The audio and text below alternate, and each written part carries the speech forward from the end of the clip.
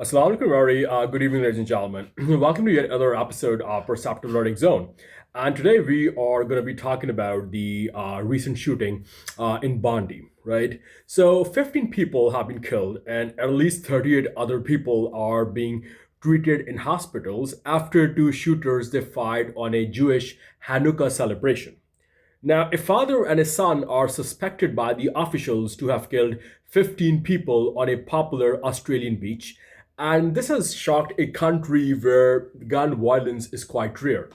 And the government on Monday, a day after the shootings, it proposed tougher new gun laws and criticism that officials didn't take seriously enough during a string of anti Semitic attacks. Now, little is known about the suspects in the attack on Sydney's famous Bondi Beach, but there was widespread shock when officials said that two men, pictured firing weapons in social media videos, were related. Now, the 50-year-old father who was killed, he arrived in Australia in 1998 on a student visa. Authorities said that he was an Australian resident when he died. Also, the officials wouldn't confirm what country he had migrated from. His 24-year-old Australian born son, who was shot as well as wounded, is currently being treated at a hospital. Now, like I said before, the target, ladies and gentlemen, was a Hanukkah celebration where hundreds had gathered to celebrate the first day of the 8-day Jewish holiday. The Prime Minister Anthony Albanese, he called it an act of anti-Semitic terrorism. Albanese said that Australia's main domestic spy agency, known as the Australian Security Intelligence Agency, they had investigated the son for 6 months in 2019. The Australian TV network ABC reported that the agency had examined the son's ties to a Sydney based Islamic State group cell.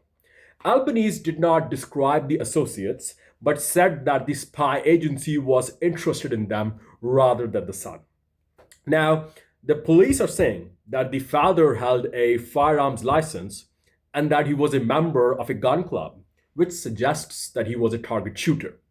Among the 15 victims were a rabbi who was a father of five, a Holocaust survivor, and a 10-year-old girl, according to interviews, officials, and local media reports.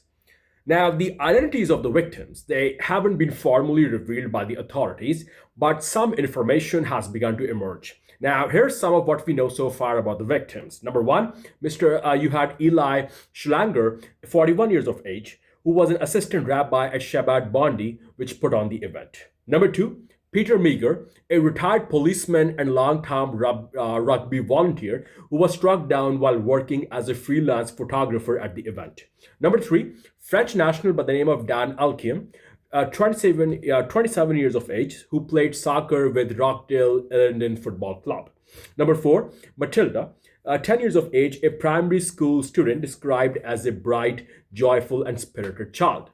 Number five, Reuven Morrison, correction, who was described as a member of the Shabbat community. Also, among the victims were a Holocaust survivor, Alex Claytman, 87 years of age, who reportedly died while shielding his wife. Then there was Rabbi Yaakov Levitin, who served as the secretary of the Sydney Jewish religious organization Beth Din. Also, Tibor Whitson, 78, who migrated from Australia to Israel, who migrated to Australia from Israel in 1988. And last but not the least, you had among the victims Marika Pagani, 82 years of age, who was described as a dedicated volunteer. Now, one dramatic clip broadcast on Australian television, it showed a man appearing to tackle and disarm one of the gunmen before pointing the man's weapon at him, then setting the gun on the ground. The man was identified by Home Affairs Minister Tony Burke as Ahmed Al Ahmed. This 43-year-old Syrian Muslim, he was a fruit shop owner and father of two, who was shot by the other gunman and is currently recovering in the hospital. Now, this is showing hate crimes on the rise, right? A wave of anti-Semitic attacks have shocked and angered many people in Australia over the last year. And of Australia's 28 million people, about 117,000, that is 117,000 out of 28 million people, they are Jewish according to the official figures.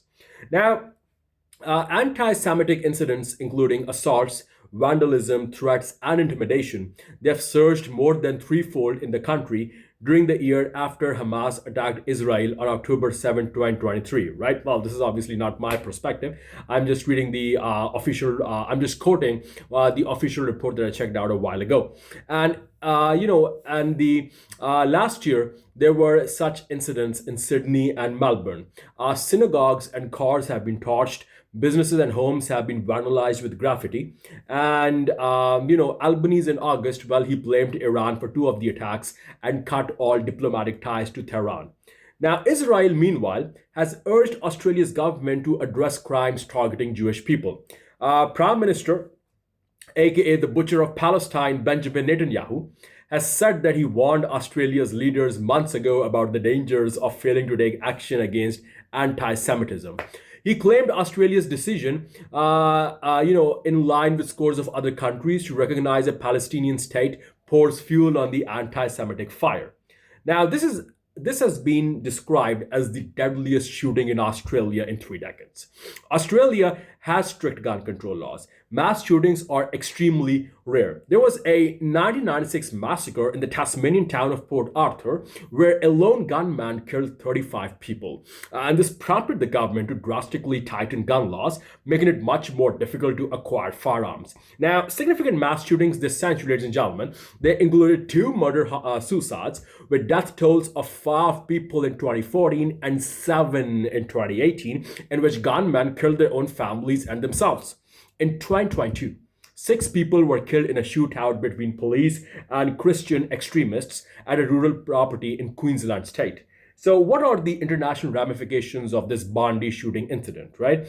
I see this incident has international ramifications because it is reinforcing global concerns about public safety in open civilian spaces.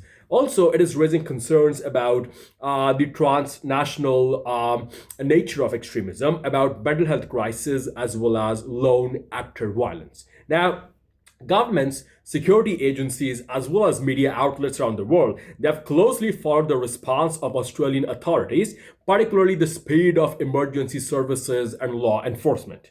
The incident has also, what shall I say? It has also renewed international dialogue on how countries with comparatively strict gun laws can still face sudden acts of violence, prompting discussions beyond firearms alone towards issues such as talking about radicalization, online influence, mental health support systems, as well as threat detection. And for many nations, Bondi has become a reminder, a stark and poignant reminder that no society is completely insulated from unpredictable acts of violence, regardless of geography or the legal frameworks operational over there. So, to conclude, what are the lessons that we gauge from this incident, right? The key lessons from the Bondi incident, well, they lie in prevention, response, as well as resilience. First, it highlighted the importance of early intervention through mental health services, through community awareness, and responsible media reporting that avoids amplifying fear or notoriety. Second, it demonstrates the critical role of rapid, well coordinated emergency response in minimizing harm and restoring public confidence. Finally, the global reaction, it underscored the need for societies to resist collective blame or panic and instead strengthen their degree of social cohesion. And the enduring lesson is that while such incidents can shock nations, the true measure of a society, is how it learns, how it adapts, and how it recommits to protecting life while upholding the sacred tenets of justice, compassion, as well as unity. And that is all for now, fellas. Thank you very much. You've been a great audience as always. Please don't hesitate to like, share, and subscribe. I'll be back, God willing, with much more entertaining and invigorating content. Take care, y'all, and stay blessed. Assalamu alaikum.